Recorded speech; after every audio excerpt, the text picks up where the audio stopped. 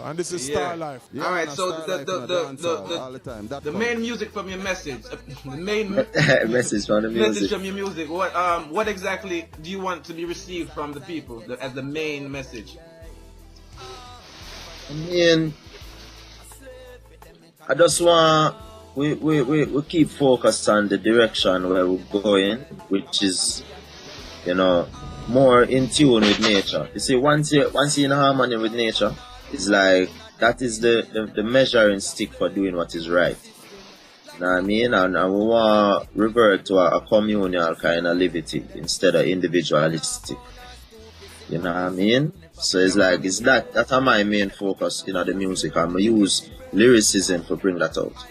You know? Mm-hmm. I had one question that I was gonna overlook because I had so many, but really, yeah. what is the biggest misconception about Rasta? Whoa. Christian, no. Next hour that. Well, alright, it depends on what level we're at. Because a quick and easy thing to answer that would be, not every Rasta smoke ganja. You know what I mean? I am one who don't smoke ganja. For personal reasons. I'm not really opposed to one's using it. I don't feel smoking is healthy in particular. If one can vaporize it or steam it, that's a little more advisable. But that I find when as a Ras and people ask if you're a lighter or them ask if you're a spliffer or I pass me herb and I say, it's like it's a given. Like for my man is a Ras say my bun herb. So I'm not gonna go too deep with the answer, I give you that one there, That's a great answer. Yeah. What a lot of people, or maybe a lot of people do know, is that you started off as a rapper. I love your songs, by the way, Empty Soul and Express Yourself. Mad. Give thanks. Mad. Lyrically, production-wise.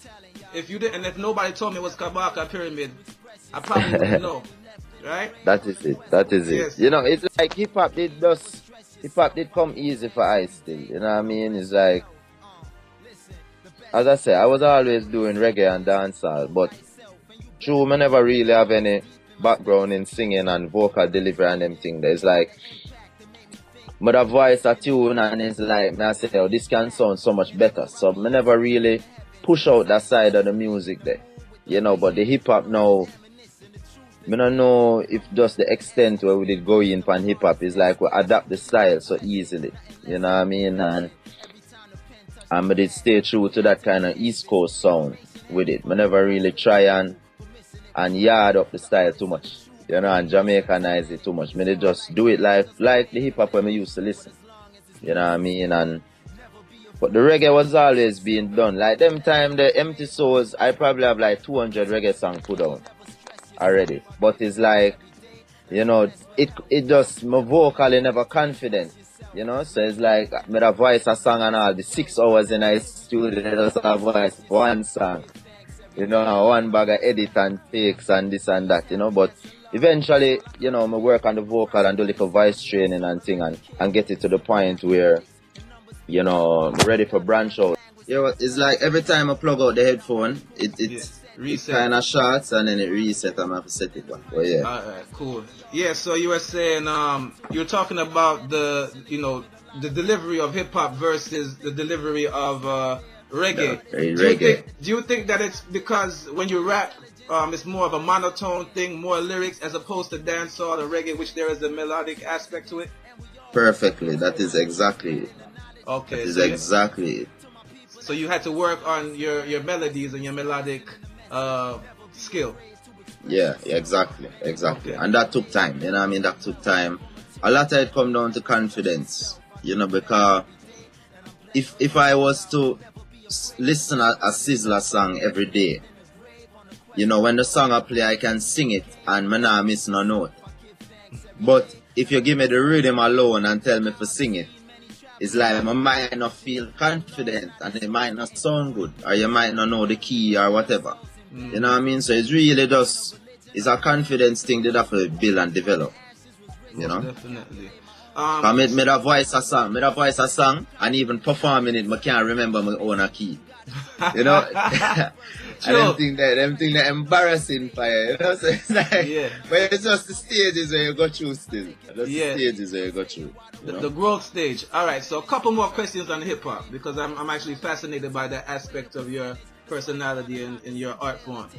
Who are some of the rap artists that, you know, influenced you? I know you've expressed Wu-Tang and Nas, Common, Talib Kweli, and things of that nature. What was it about their music that that influenced you or inspired you? It's all come down to the lyrics, you know. I see myself as a lyricist, and you know, I admire good lyrics and good lyrical delivery. You know, 'cause even the time when I never saw, you know, conscious of spirituality and thing. Like, remember a time when I just bear Eminem me I listen. Like, you know, before even him second album, you know, like a lot of the freestyles and a lot of things where I'm just lyrics in my deal. Lyrical dexterity, you know, yeah, you know, rhyme schemes and multi-syllables and, you know, me did love Common with the wordplay. You know what I mean? The way when play with words is amazing. You know what I mean? It's like every word, him just use a lot of words with double meanings and them thing there. You know what I mean? So me did always admire that. Even if an artist don't flow as wicked as like a Jay-Z or so, if him lyrics really stand out to me will more I download the music and I listen to him. You know what I mean? So it's really that it come down to the lyrics. You know, me did love like Biggie over Tupac just for the lyrics and how him rhyme and flow. You know what I mean? Even though Tupac did deeper and more poetic and thing, is like, you know, it's really when me start become more conscious, me start appreciate Tupac more. You know? But just so the thing, so Wu-Tang, me did love Jizza.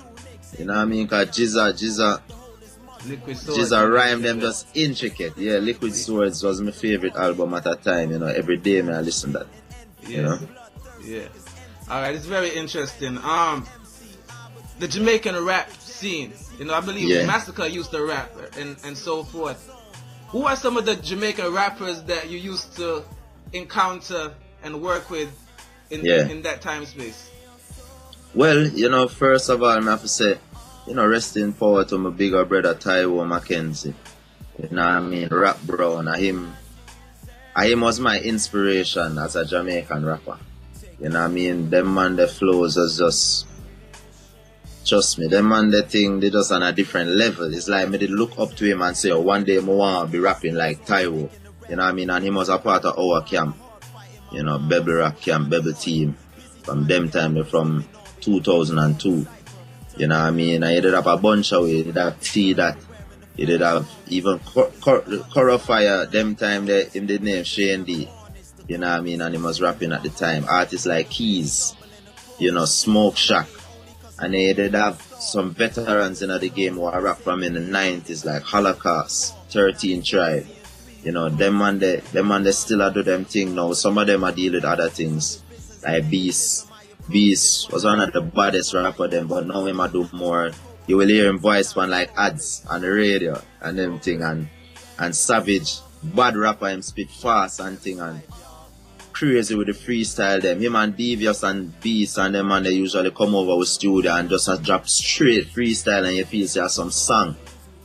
You know, and them thing that they just inspiring. You don't know, like artists where me grew up amongst, like Five Steez, TSD, rapper / producer Instincts.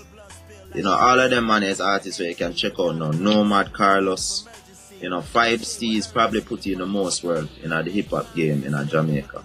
You know what I mean? Him always put out mixtapes, him drop him album, him do videos. Same with Nomad Carlos. You know what I mean? Instincts are one of the baddest producers that me ever buck up in terms of sampling. You know, them man they have used this program named Making Waves where I don't think them update that program there from like 98.